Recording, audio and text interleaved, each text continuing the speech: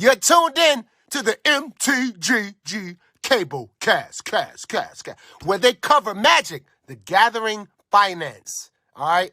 You don't know about it? You're tuned in right now and get ready to learn some shit. Buckle your seatbelts and light a blunt and get ready for the MtG Cable cast. Starring Reptar and Thirsty, them onion head motherfuckers.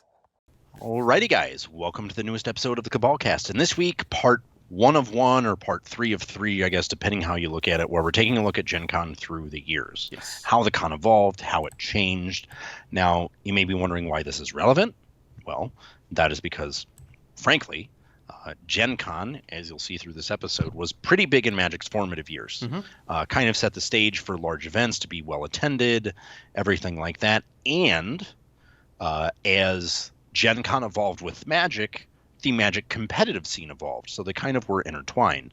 In addition to that, obviously it plays into the economics because there are the largest concentration of vendors you will find anywhere in the world at GenCon every year. And as things have changed, so is that presence. So with that, let's get it taken away. Right. So a little bit of facts up top. GenCon's inaugural year, 1969. Nice. So established in 1968 as the Lake Geneva War Games Convention by Gary Gygax, who would go on to co-create Dungeons & Dragons, as we know. GenCon was first held in Lake Geneva, Wisconsin. So that's new to me. Geneva Conventions, not because of a war treaty. No. The convention was moved around in Wisconsin from 72 to 84 before becoming fixed in Milwaukee, Wisconsin in 1985. And it remained there until moving to Indy in 2003. I did not know that. I thought it was an Indy from like the 90s onward. So moving to 2003, well after I became aware of it, is kind of interesting to me. But as we found, reading the various historical posts we found, and namely Wikipedia, which breaks this one out pretty interestingly. In 1976, GenCon became the property of TSR Inc., the gaming company co-founded by Gary Gygax. TSR and GenCon were then acquired by Wizards of the Coast in 1997, which was subsequently acquired by Hasbro. Hasbro then sold GenCon to former CEO of WotC, Peter Atkinson, in 2002. And that one sounds a little interesting. You're like, well, why would you do this? Why would you be dumb? If you want to read, we'll link the Wikipedia article. GenCon actually goes through a period of Chapter 11 bankruptcy. Right around then, or maybe towards 2008, due to a lawsuit against them by a Lucasfilm. So at the end of the day, it was actually kind of a good move for Hasbro to move out of this before this lawsuit hits. But why they wouldn't bring it back seems a little odd. And then it also kind of changes the lens on HasCon.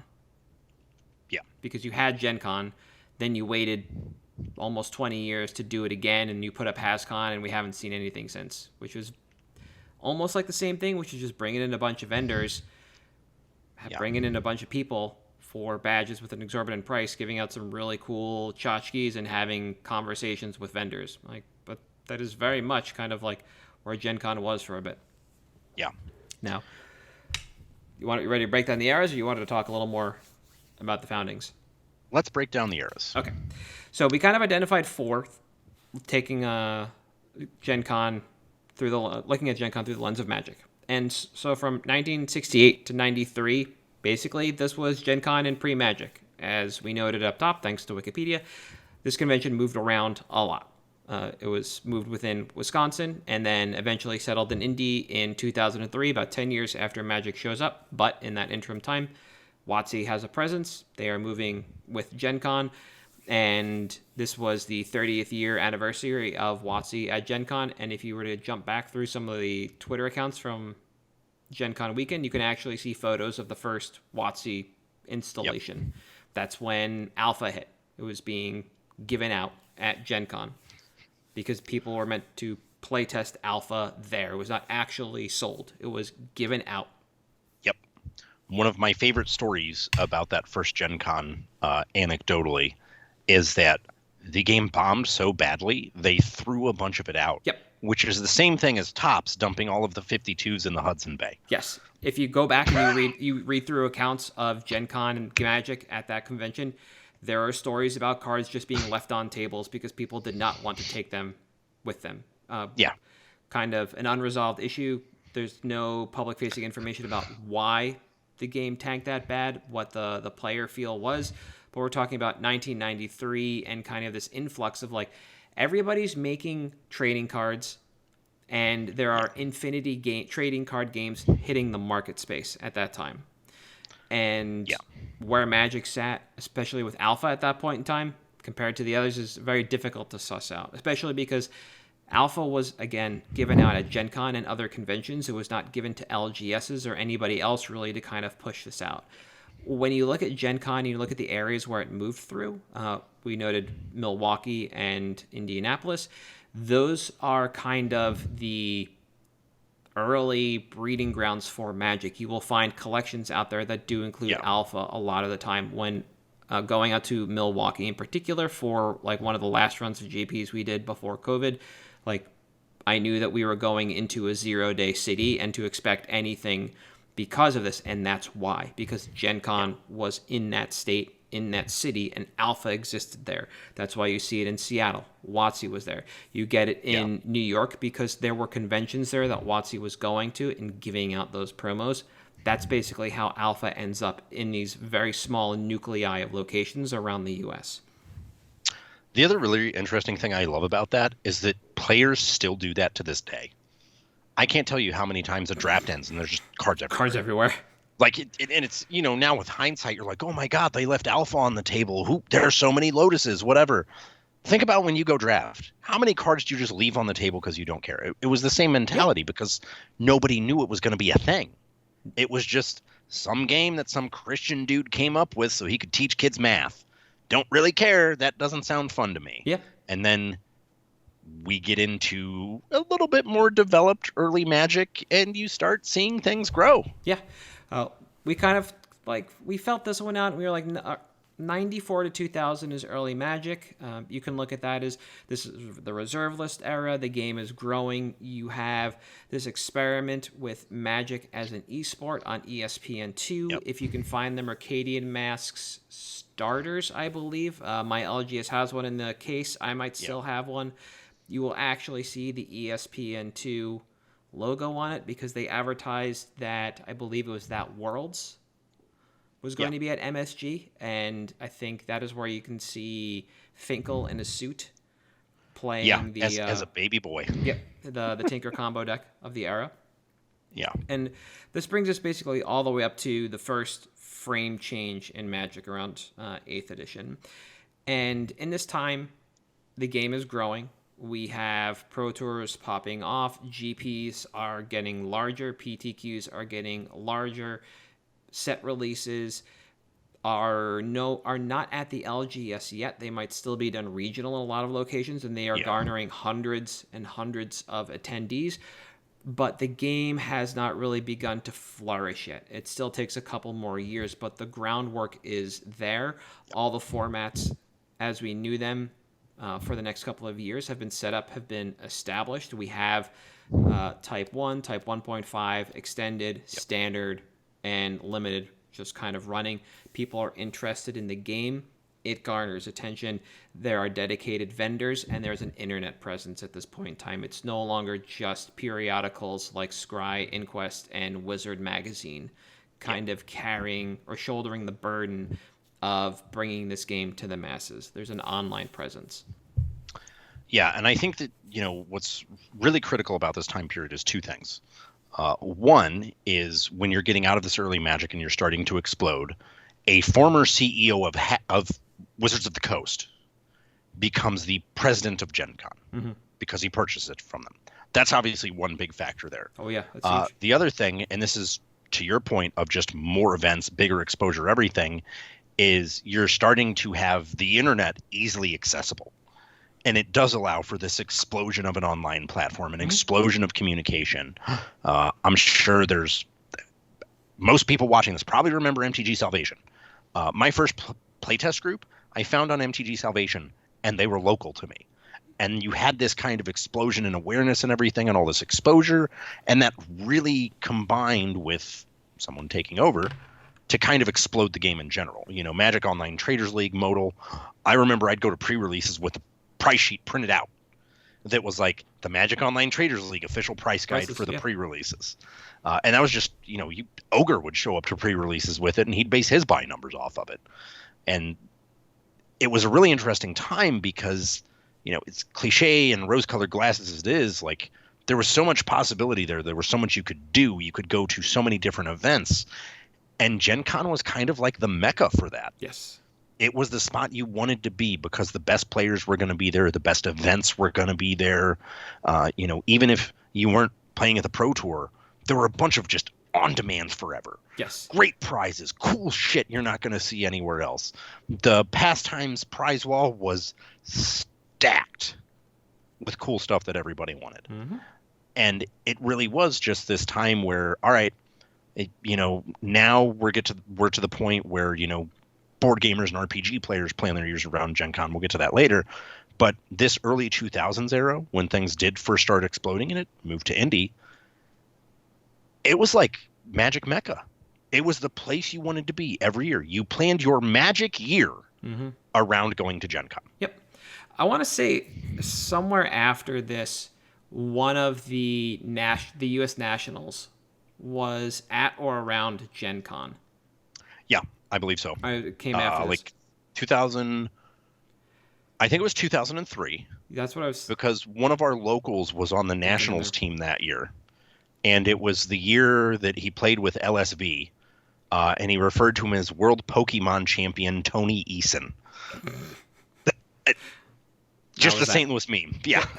And yeah. So, and in this early era, you have Magic coming up in the gaming hall. You have people firing events all the time. You're still looking at the opportunity to draft ridiculousness because you're no longer...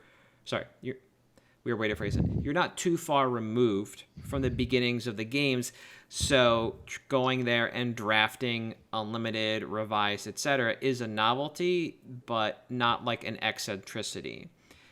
That's where we are with early Magic. If there's opportunity for that as a TO, you can put it up. It does cost you a bit to have those boxes, but they are not terribly uncommon.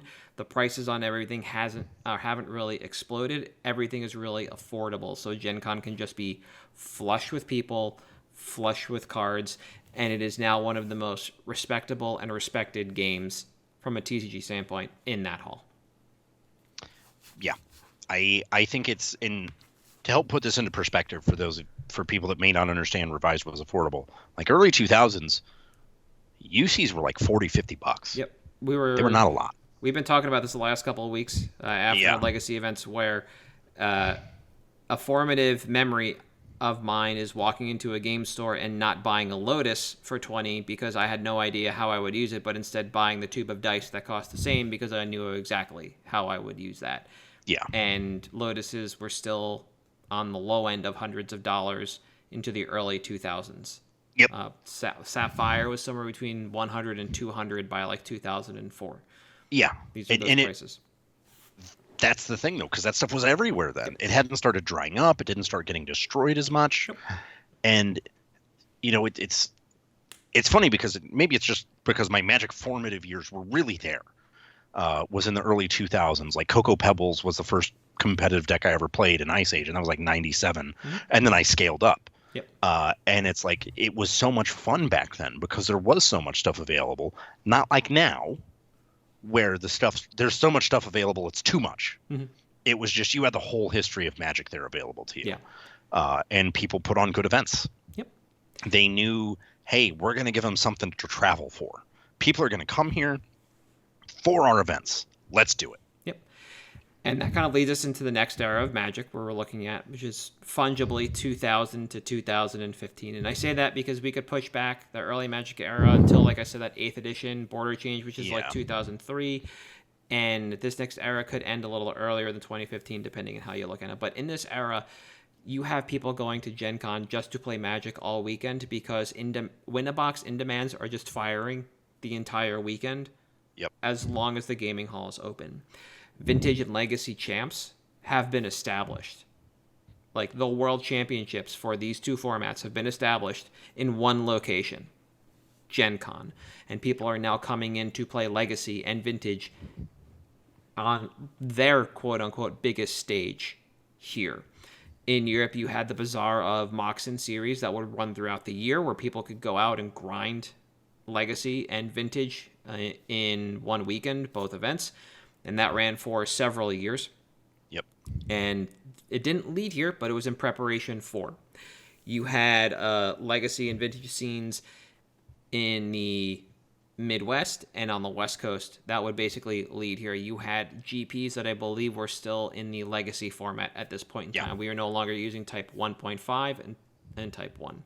We are now Legacy and Vintage. But towards the tail end of this, Vintage champs, Legacy champs do spin off into Eternal Weekend as we know it in 2013. So that's why this era is a little bit fungible. But people would go, Magic players would go to Gen Con because it was a value spew almost to not if you had the weekend free and you were confident in your play. In Caw-Blade era, if you knew how, I've mentioned this anecdotally before, if you knew how to play that deck in the mirror match, you could just win every win-a-box you entered, free roll your weekend, and come out well ahead in profit. Yeah. I shake my head because anecdotally, one of my favorite Magic stories ever is a Caw-Blade mirror on winning in for day 2 of Grand Prix. Opponent steamrolls. Hey, man, packing up whatever. Hey, good luck tomorrow. Without making eye contact. Deck and box closes. Puts it in the backpack. Don't need decks insane. Deadpan gets up and goes. Fucking Caw-Blade mirrors. But this was that time where, and I'm sure you talk about it after Legacy on Mondays. How many people do you talk to that play Eternal formats? And this is for any listener, viewer, whatever. And you talk to them and they're like, man, I miss champs at Gen Con. It felt different than it does now. All due respect to Card Titan, Cal, they do a great, amazing job. It was a really cool time back then, but I am very happy with the event it's turned into. Yes, absolutely. Say that as well. It has basically, I think, regenerated the Bazaar series. Yeah. Along with, what was the announcement that just happened? Bringing it back this year. Yep. In person, everything. Oh, that's right. There's now going to be several Eternal Weekends across the world, so Bazaar is coming back, which is great. Yep. More people actually, so it's kind of, there's a weird deviation. The people that would run the win-a-boxes miss that kind of event where they can just go for an entire weekend and run it. The Legacy and Vintage players that I know every year up around this point are just pining for the announcement. I don't think they care where it is. It could be on the moon. They just want to be able to play their format at a competitive level for a painting. And if it was back at Gen Con, they'd probably be happier because that gives them more to do, more to see. They're not just going to go to Pittsburgh on a cold December morning and play Legacy or Vintage. It'll still be a good time, but it'll just be summer in Indy instead of winter in Pitt. But I think what a lot of people that I know that went to Gen Con miss more than that is just kind of, at this point in time, all the weird stuff that happened in the early era and kind of in this era where they were just firing infinite on-demands because, again, we are not too far removed from the beginning stages of the game, so you're still able to fire some weird and wacky stuff or some of the more pined after player formats. So in the mid-2000s, Magic Online hits. If you were in there and you were beta testing, you could just fire off infinite invasion, plane shift, Apocalypse drafts, IPA. It was awesome. Yep, but that didn't go live when Moto went live. You have to wait for flashback stuff. Well, those kind of events could and would happen at Gen Con. All the time there. Yep, and then, of course, as you move forward, that stuff's going to shed, but you're always going to be able to find and most likely fire draft sets from a couple of years prior. Lorwyn drafts, pretty popular. You're probably going to be able to fire them. Innistrad Dark Ascension or just Mono Innistrad, you'd be able to find that a couple years after those sets. It's always there. It's always available. And in this era, towards the tail end, we start to see some of that kind of dwindle. That's why I said, again, the end on this one's fungible. You have champs leaving in 2013. Some of this novelty stuff starts to die down a little bit as Gen Con doesn't necessarily refocus, but begins to make way for other elements of this convention to shine through. I don't know when some of the board game worlds show up there, but things are starting to pick up. Like a competitive Munchkin scene begins evolving, and whether or not it ends up at Gen Con, I don't know, but it's the fact that people start playing Munchkin competitively, and that could end up at Gen Con, just like Magic started having smaller events at Gen Con in the mid to late 90s. And so it allows Gen Con to kind of breathe a little bit as Magic starts to step back a little bit. Yeah, it's very interesting to see this because, when you're in Magic, you just think of it as this Titan. It's been around forever. It's always been the main thing. And it's actually, through the lens of Gen Con, lived out a couple lifetimes at this point. It started out as a small thing. It became one of the main focuses. And then by design, whatever, took a step back, started focusing on its own thing, and Gen Con sort of grew with it and without it at the same time. As like two parallel paths. And now, eventually we get an effort to put on a Gen Con or whatever. But, HasCon, the only thing people remember is the eBay disaster and Grimlock getting a card. But, and you see this happen, and it's kind of, indicative of what's happened later with just a shift in gaming going away from Magic and onto other games. But you still have some cool events there. Yes. You still have some nice stuff to do that, a couple years ago they had the alpha draft. The beta draft. Or the beta draft, for Top 8, which was awesome. Mm-hmm. And they still did some cool stuff like that now and then, but it wasn't a focus anymore. It was, however, still a vendor focus. During this time, you had effectively, a 24-hour gaming hall. Mm-hmm. And it was one of the only spots in the country, in the world, where it felt like old Magic when you would go to the regional pre-releases, like you mentioned, pass out on top of your backpack in the side of the room, wake up whenever, and go to the next event. And it had this really community-oriented feel to it, and that started changing naturally with the game. Yep. And it kind of got away from it as things moved on and evolved. Exactly. And that kind of leads us to the next era, which is basically the post-Magic era. I call it the post-Magic event spew, because we stopped seeing all those events fire, and now we get these kind of historical events. Like you mentioned, the beta draft I actually was going to bring up here, because that kind of harkens back to the beginning days of Magic and kind of like the beginning era of Gen Con where it formalized. Yeah. Where it stopped. It was still this kind of nomadic event. It was still moving in the early 90s, but by bringing back the beta draft, it reminds you that like Magic is historic, Gen Con is historic. It happened at Gen Con. Yeah. In the 90s, we're doing it again. Come on. It doesn't have to be attached to Vegas of that year that also had the beta draft and whatever invite came from those things. You can set those aside and just look at the fact that like this is now a kind of anniversary thing to happen there. It is a little funny that at the 30 year, I don't think there was a big throwback event. I mean, there wasn't like a big throwback. Some vendors did like, their breaks of Legends or whatever. Yeah. But it was, I mean, the big throwback we have, I guess, is the upcoming Magic 30 in Vegas with a 6-figure payout on an event. Yeah. But that's not really a throwback. No, but that's kind of shifting the focus of Magic now away from Gen Con. There was the panel there where they did the continued spoilers for Doctor Who. I believe we got our first Wilds of Eldraine spoilers there. And now WotC and Hasbro kind of treat Gen Con as any other regular convention. Well, they'll just roll up some talking heads with a PowerPoint presentation. They'll go through it. And that's it. That's going to be the main presence.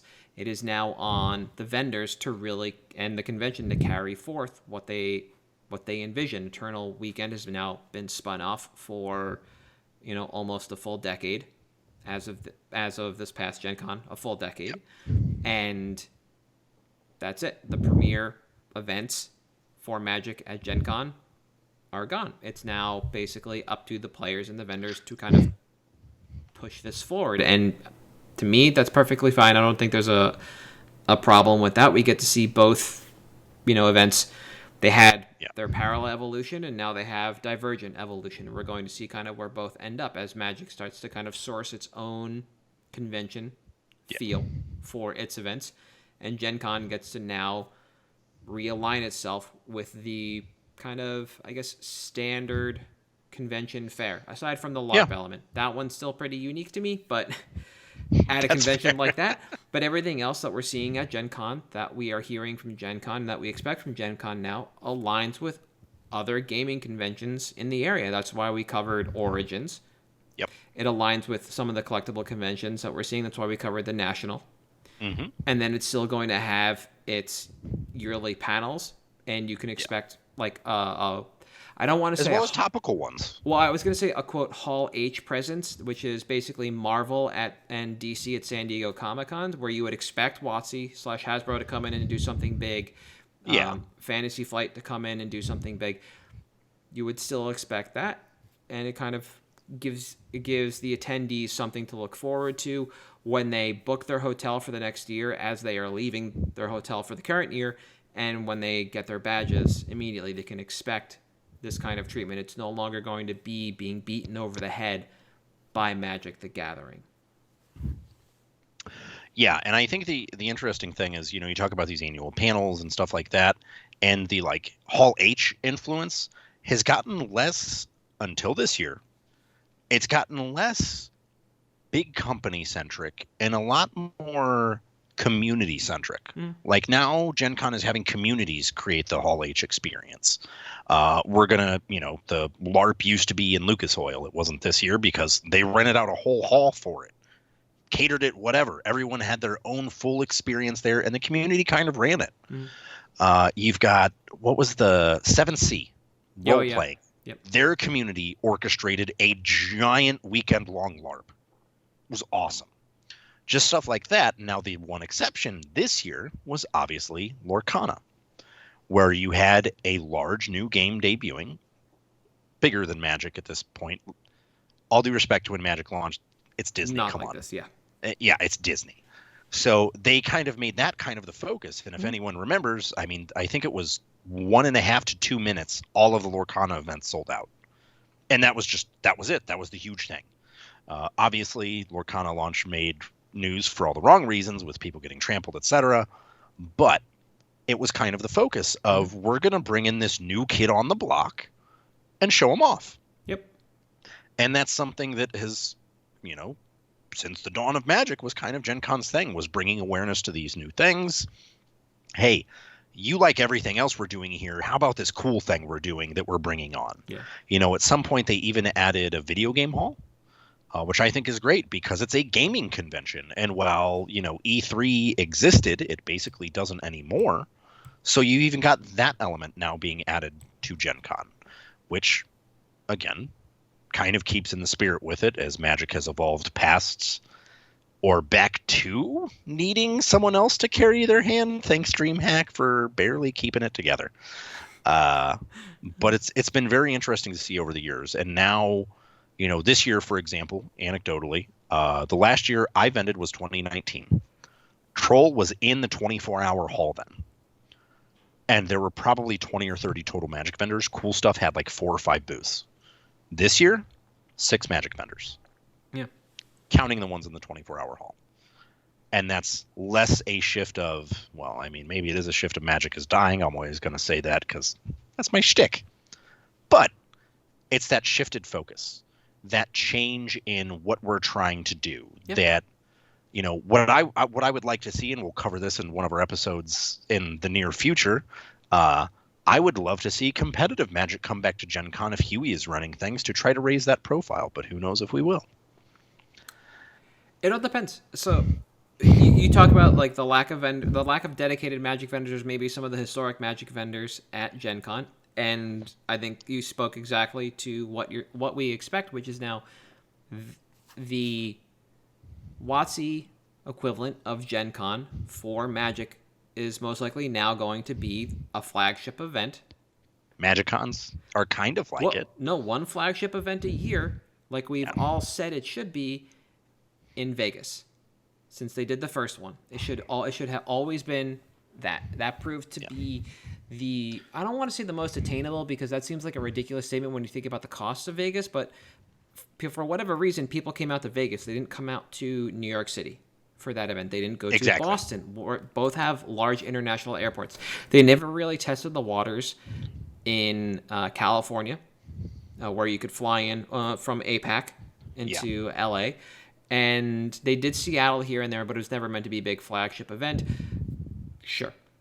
Yeah. Instead, it's Vegas. People show out to Vegas, but that could also be because of the stigma of the first Modern Masters release in Vegas, and now that's the thing. Yeah. So that seems to be now the divergent evolution is Vegas is going to be the premier event every year for Magic. So as a vendor, if that's no longer going to be GenCon, and I know the ridiculousness shows up and shows out at Vegas, I'm either going to try and do both, but more focus on Vegas, or skip GenCon entirely if I don't need to vend Pokemon, Yu-Gi-Oh, etc. there, and just save everything for Vegas and push for that, right?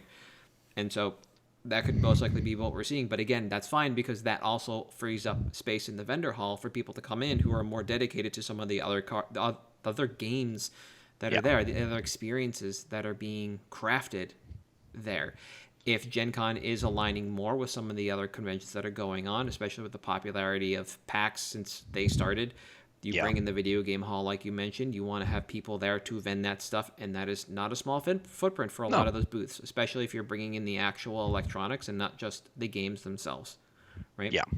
So it's great. It's kind of a win-win for everyone, especially now that Magic has figured out that Vegas is the event. You know, if you want to go back, you do want to put something cool at Gen Con. It could be something big now that we have like the national stuff, but DreamHack is kind of taking care of that with the regional for the U.S. You could put something historic there. You could put vintage and/or legacy champs back there. You could do some like historic draft event, or maybe supplement one of the fan created formats, and you could put your middle school champs there or something. Lean in. Yeah. And now they do old school at Eternal Weekend. But one of my favorite Magic events ever, and I guess it's just never coming back, was CrimpCon. It was just a bunch of misprint degenerates hanging out and comparing. It was awesome. CubeCon happens alongside another convention, and if you buy the pass for CubeCon, it gets you into the convention, or vice versa. I can't remember what it is, but you could do that. You could sponsor CubeCon, which is a really cool idea. If you don't know what CubeCon is, you have two types of entries into CubeCon. You have entering a cube into CubeCon, and if it is accepted to be a draftable cube, you get free entry or regular entry to go to CubeCon. And then when you are there, you sign up for a specific number of cubes to draft based on the name, description, etc. And then it fires like a regular tournament. You draft the cube, you play your pod. If you win your pod, I believe you're considered the winner of the round, and you move on. And it is a some number round event that involves drafting one final cube in the top 8, and that determines the winner. It is not the greatest description that I gave, but definitely interesting to look for. I know Caleb Durward is going again because he won the inaugural CubeCon. Yep. And they gave him a very weighty and sharp trophy. So you could do something like that. I know we see middle school and whatever at Eternal Weekend, but they're not really pumped up. Like, they're advertised, but they're not the show. The show is and will always be Vintage Champs there. Then Legacy the day before, because it's a 2.5 day event or something like that technically. Yeah. But again, WotC could lean into that fan favorite format and kind of bring the focus of Magic back to that era, that early era of Magic where people were like having fun, enjoying shit. Like, and it was just cool. And that spans the early Magic into the infinite on-demand era that those like the second and third eras of Magic, because the idea of that format extends into both of those eras of both Gen Con and the game. Like, you have to include all of that to actually have that format, and it's a neat, again, another neat little historical thing, and a wink and a nod to players. Yeah. Like, hey, we're going to put this on, maybe bring in some, like, old Nats champs or whatever. Like, there are a million ways to slice it, but it's definitely something Whatever that could it is, be done. yeah. Or they could just not and forget about Gen Con altogether and then just do a panel there every year like they do at PAX, like they do... Do they do one at Origins? No. No. Right? Yeah. No. Sadly. Yeah. They would do one at SDCC or NYCC if they had any... I want to say visual content to display, but apparently that Netflix series is so dead, nobody talks about it. But if they had any footage, that's where it would be. So. Sad. Yeah, so as for Gen Con in the future, I would honestly expect Magic to just kind of show up. I wouldn't say less and less over the years, but kind of show up probably as it did. You'll have your dedicated vendors because there will still be events run there, but I'd expect it to kind of fall down to like where Yu-Gi-Oh! And Pokemon are, which is just you'll have your dedicated fans who want to come out and jam, people who want to go to the convention, and people who are going to just live in the game hall. Yeah. And I think, too, you know, I also wouldn't be surprised if we see it make a return one day on, like, a smaller scale, obviously. But, I mean, it's something that, to me, is in keeping with the best interest of the health of the game. But that probably means Wizards is never going to do it. Hasbro's just going to tell them to go fuck themselves and deuces. Yep. Who knows, though? And, yeah, exactly. And just call it quits, put on their own HasCon. But without blackjack or hookers. Or hookers, which is just way worse. Exactly. To be clear. Ezra got it right. Jesus. So we're ready for picks? Yeah. All right, I'm going to go first this week. You do what? I'm going to go first this week. Go for it. All right, so we're looking at Agent Silver Dragon from Commander Legends Battle for Baldur's Gate. Set version, nothing specific about this card. And this is a card that I've been watching for just about 2 months, a little over that now. And we needed to jump on this sooner rather than later because while it had been going up, I was actually taking my notes as people were repricing this card 2 weeks ago. So Ancient Silver Dragon, as we can see from stocks, has hit a little bit of a rope, but in that time, while things settled, there was still some movement behind the scenes, and now we've seen the market price kind of increase over the last couple days as it heads to $20. So what makes this card special? Well, it's an 8 mana, 8/8, 6 and 2 blue. It flies, and whenever Ancient Silver Dragon deals combat damage to a player, roll a d20. Draw cards equal to the result, period. You have no maximum hand size for the rest of the game. So to be clear, upon dealing damage to a player, 2 things happen. You roll a die and draw cards. You also have no maximum hand size. Cool. I honestly thought this was going to lag a lot longer than it did, but we're finally seeing it tick up, so choice. On June 19th, when I put this on my list of cards to watch, CK was buying 25 at $14, and there were 221 on TCG Player for a market of $18.66. As of taking my notes, and right now, CK is buying 25 for $13, which is a drop in price overall, but it is up very much from where it was in the interim. This tanked all the way down to somewhere around or below $10 and has now gone up 30%. And is holding steady. When I was taking my notes, CK was buying 10 set foils for $9.50. They are now buying 11 for $11.50. So we're seeing movement on just the set art now. Yeah. As you know, I don't usually track foils from price point because it's not something I would move into because it shrinks my audience when I'm going to resell, either to buy less or to trade out. But that is something that I noted and is of interest. On TCG Player, there were 207 listings at a market of $7.70. And as of recording, a week after taking my notes, there are 188 listings, so a reduction of about 20%. And the market price, according to TCG Player, later in the day than when stocks got their data, is now $20. So, again, about up 20-ish% from where we started. Now, we've already covered what this card does.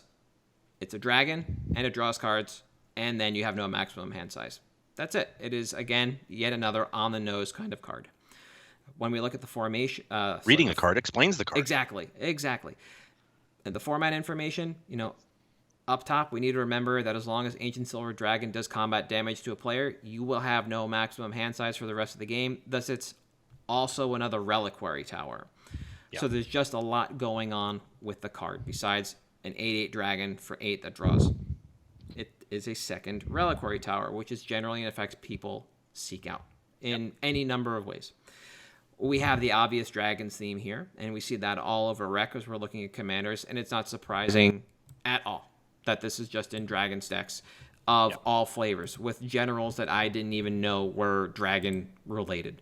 Like Corlissa Scalesinger, just a Simic dragon. It's a 1/4 uncommon from Commander Legends Baldur's Gate. Let's see, what was the other one that threw me? Oh yeah, Lorzon Dragon's Legacy. Another uncommon from Commander Legends Baldur's Gate. It's just an Izzet dragon. Like, that's the kind of stuff we're seeing here. Like, and very interesting when it comes to the dragon tribal stuff. It just kind of threw me that this goes in decks helmed by commanders that I'd never even heard of. So again, we have the obvious dragon theme, and any commander you can use that is or references dragons and involves the color blue can and should support this card. I'm pretty sure on that list, I didn't read through all the cards, there are a number of actual like human shamans that reference dragons in their text, and they are legendary. So cool. Yeah, again, and not just the reducers. Yeah, exactly. Just was it Zerillion? I think is one of the shamans, but he's not a human. But I think that might be the case. I don't know. Yeah, I'd have to read through this more. Sorry. No, not a problem. Not at all. Right, so we get stuff like that. What I like to see beyond that kind of like top level analysis are commanders like Faraday Devil's Chosen, which is a flip coin commander, down to ones that are somehow even more on the nose, like Sun Quan, Lord of Wu, where you just want to do combat. All Sun Quan says is creatures you control have horsemanship. It's a 4/4 for 4 and 2 blue. It gives your dragon horsemanship. That dragon's not going to fit on a horse, but it can have horsemanship, and that's what you want to do. You just want to punch somebody for 8, draw cards, and have no maximum hand size. I don't know how much more on the nose you can get, but this is the kind of stuff I like to see.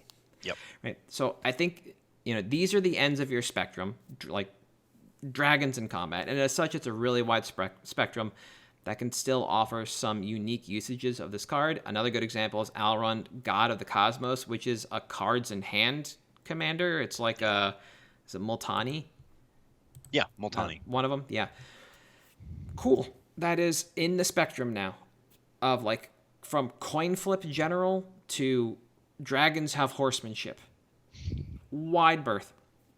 An Ancient Copper Dragon rightfully stole the spotlight from the Commander's set. That's the red dragon. It makes treasures. And I think people are finally beginning to notice just how generically powerful Ancient Silver Dragon is as well.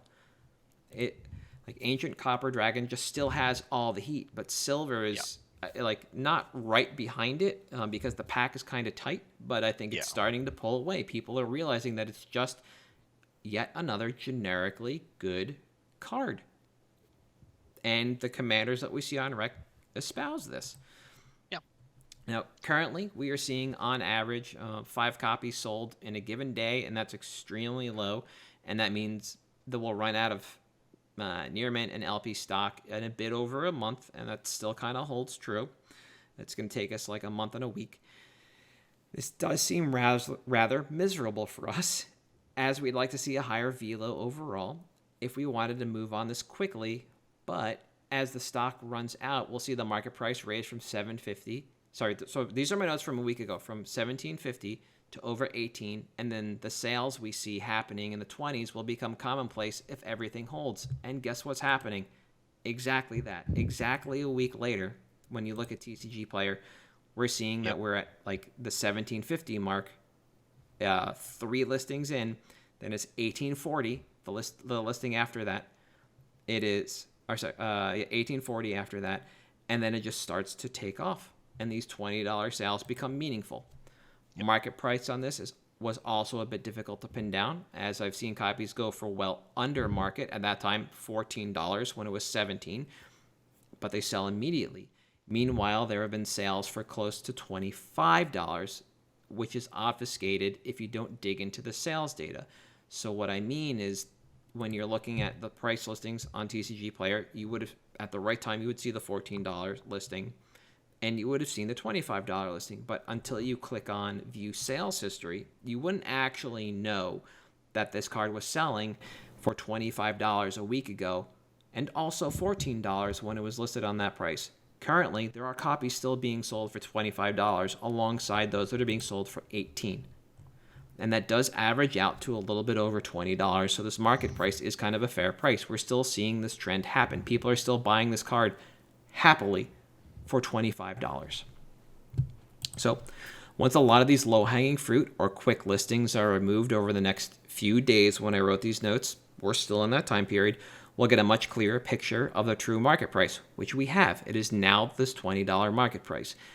This will allow us to flip our copies back into the open market for profit within a few weeks. But with steady demand, we can afford to wait a few months, as I don't think we'll be seeing many more copies enter the market. And that's what's kind of happened since I took my notes. Now, the only difference between last week and now when I'm taking my notes is we can still buy in. There's still a lot of low-hanging fruit that we can wait weeks or months on to turn around. We can make a 20% profit almost immediately just by buying out every copy that's listed for under $20 prior to shipping, because people are willfully paying $25 for this card for weeks on end. We are still in this period where we can kind of just make free money on this card. Now, moving these to buy lots is going to be a bit more of an ask, as I've had a hard time determining CK's sales velocity, and that kind of still holds true. They decreased their retail price, which means their buy list algorithm dropped the buy price. Meanwhile, their buy quantity has raised, so this is the time I take my notes, but also the margin between retail and buy prices shrunk. So to me, the drop in retail price seems wrong when they are having a hard time keeping them in stock. So I don't really know what CK's view on this card is. It's very difficult to suss out. So to determine when the buy list price is going to go up from here is something that I can't really do.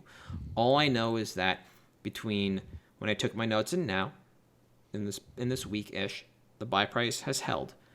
But previously, the buy price had gone up while the retail price had come down, which doesn't make sense to me, because if you're going to raise your buy price and you're going to shrink that gap by lowering the retail price, that means you're having problems keeping them, but also selling them. So what exactly is going on here? I can't really tell. You know, one of the interesting things to me, and this is something that I feel like people have started raising as a point more and more, I feel like a lot of times with CK, they have a tendency to they just don't have stock anymore. Yep. And it's really strange to me that they don't have stock, but their buy lists are so aggressive. Just as an aside, that's a very interesting thing that's going on to me. So, which I'd seen before in one of my recent picks. They just had no stock on it until literally the day we recorded the cast, and it just kind of blew my pick out of the water from a recording standpoint. Right now, there are no Ancient Silver Dragons in stock at CK as of recording this. Yep. The retail price was $29.99 for the set version. Buy price $13. Looking to buy $25. The margin is 56%, and that's right around where it was when I took my notes. So it actually could be that in the next week or so, CK will raise their buy price again. Yep, and now we will have an almost one-to-one flip from the low-hanging fruit on TCG Player to Card Kingdom, because right now it's close to 80%. This delta, which is ridiculous. It just keeps shrinking down and down and down for this card. Yeah.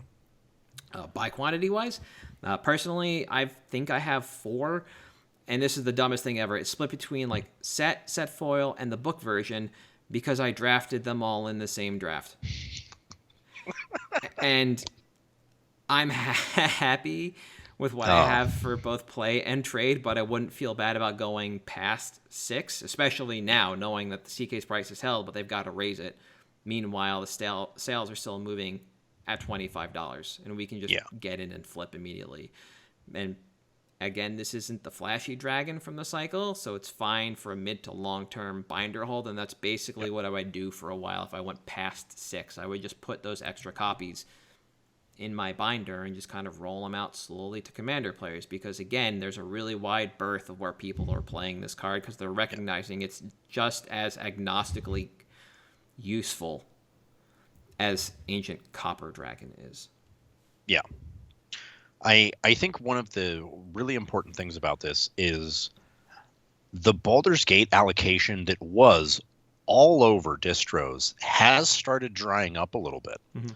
And this was not a set that, to me, was popular enough to warrant a second print run, unlike MH2. Yeah. Which, obviously, we have a print run coming in a couple weeks. Totally fine. I expect that. That was a large enough selling set. Okay, that happens. Mm-hmm. I don't think we get that with D&D. And you have, additionally, the long-term benefits of this is just a casual dragon card, and people love big, dumb dragons. Yep. And they love drawing cards. Oh, speaking of big dumb dragons, I totally skipped over the reprint equity in this card. Oh, yeah. I don't think we're I'm glad you started talking about the D&D set, because I don't think that's where we see. Sorry, I think that's the only place we're going to see these cards. Yeah, I don't think we do outside of that. They're ancient dragons. They're very much tied to a theme. You got to go back and you got to revisit that theme. Or Commander products in the future, like a Commander Masters. You put an Ancient Copper in there. Like, cool. Yeah. Reduce the price on that card, like Dockside. Print it into the ground. It's cool. All 5 dragons were great in the draft format, but they create incredible inequity and imbalance in pre-con decks. Yes, they do. And I don't just mean that from a play perspective, but we've talked about like the True Name Nemesis issue, where everybody's just going to buy the red one. Yeah. Because it's Ancient Copper, so you got to put it in a set where it's just a little more, a little more variable. Yeah. Because you're just gambling for it, right? You're rolling the dice, no pun intended. God, what an awful mechanic. Awful. Clacka, clacka, clacka. I like it. I think it's good. It does have that casual appeal. Yep. I don't think it'll ever see EDH play, but as we've said many times, casuals drive the market, bro, not competitive players. Yeah. Competitive players. Yep. It's just how it is. Yep. So, fine. For me, I am going with something that is in light of spoilers that dropped today. We got the fairy deck. Yes. And there's a lot of glaring omissions. Yes. Before I start on this, I want to say I am upset that Spell Stutter was not a spell that we got in the Return to Lorwyn set we know is coming. You could have Spell Stutter Sprite and Spell Stutter in the same draft format. Yeah. Stop fucking it up. Anyways, there were a lot of cards that weren't reprinted. Nope. A lot of people are saying buy these cards because people are going to need them to upgrade their deck or whatever. Look, man, the people that have the fairy deck probably have this already. Yeah. So it may not be the best thing.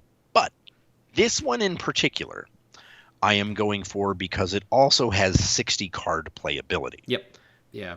And that is Bitter Blossom. Or as it was more cordially known back in the standard days, Awesome Blossom, because that card was insane. You could champion it to Mistbind Click. Yeah, that was actually the cool part. When your life starts to dwindle, you just champion it to click and just extra get turn. It out of here. Yeah. Deuces. Great. Anyways, I'm specifically actually going for the Secret Lair one, which is, I think, the first time I've ever picked a Secret Lair card. I think so. Why? Because it's the art that doesn't continually get reused. Yep. Yeah. It is unique in presentation and art, and it is a pretty limited product, actually, with a fair amount of liquidity still. Mm-hmm. And the market price similar to the Morningtide version, which we noted before the cast. Yeah. So. Also, this one comes with its own tokens, which is pretty cool. Oh, yeah. Anyways. Right.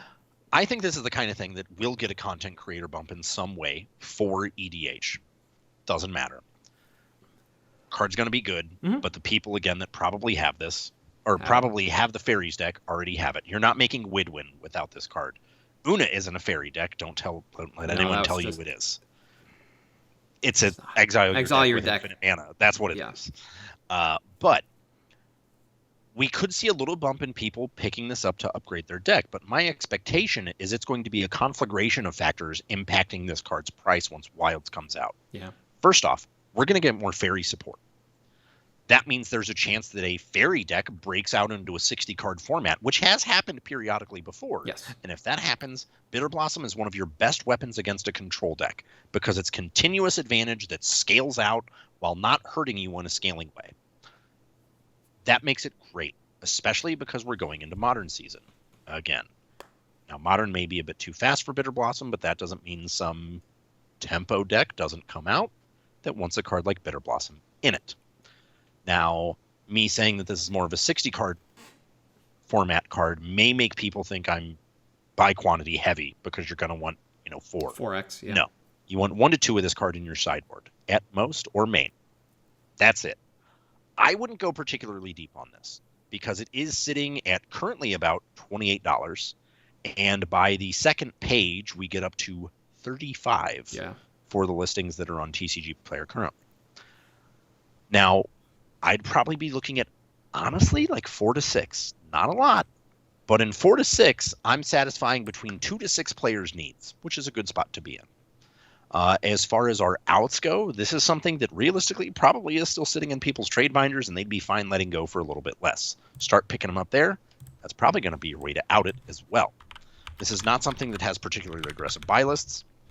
Secret Lairs are basically untouchable to most vendors. Unless it's a card like Demonic Consultation, Mystic Remora, or Bitter Blossom, which sees enough play and liquidity that it doesn't matter that it's just ridiculous one-off form of the card. Timeline-wise, it's going to be after Wilds of Eldraine, because it's going to take that set coming out and impacting the meta to see where this kind of folds out. Yeah. That said, I'm reasonably confident in it. It's not something I see getting reprinted until the Lorwyn set, which is like 5 years off or something ridiculous. It's going to be a minute. Yep. We already got it in a Secret Lair. Now, the one thing is, it is, and this is worth mentioning, in the Wilds of Eldraine sheet, the enchantment supplement or whatever, their mystical archive. Some people may think that works against us. I do not. I think that actually works in favor of this card being a little bit better. Because, well, that art is ass. Look at it. It's terrible. It's not good. This one's a little bit better, a little bit more unique. Not to mention, the Wilds of Eldraine one will be more affordable, and people may be looking to upgrade into a cooler version for their deck. That's when we can strike on this. I also think more people are aware of the card when they get it in the enchantment sheet, which makes the price go up. Because one of the unique things, particularly about the Secret Lair version, the art's never been used before. It wasn't printed in a collector's booster, the way that Wilds of Eldraine will be. So it has a little bit of upward pressure on the price. Obviously, it'll get downward when the card first releases, but like a lot of staples, and you see this across the game, eventually that price starts correcting itself once that stock is satisfied. Idyllic Tutor was $1 when Return to Theros came out. It's up to like $7 now. That's the kind of thing I expect to happen to Bitter Blossom, but I expect it to happen a little bit faster because of content creator bump, modern season, and a conflagration of other reasons. Yep. Just think it's solid. Yep. I like Bitter Blossom overall. It's been a minute since it was a modern player, and there's literally always that one Japanese player that seems to get camera time who will never not play a Fey deck when they have the opportunity to, and Bitter Blossom always features in that deck. The one thing that I think Bitter Blossom has going for it now more than anything else is the fact that it's black and pitches to Grief.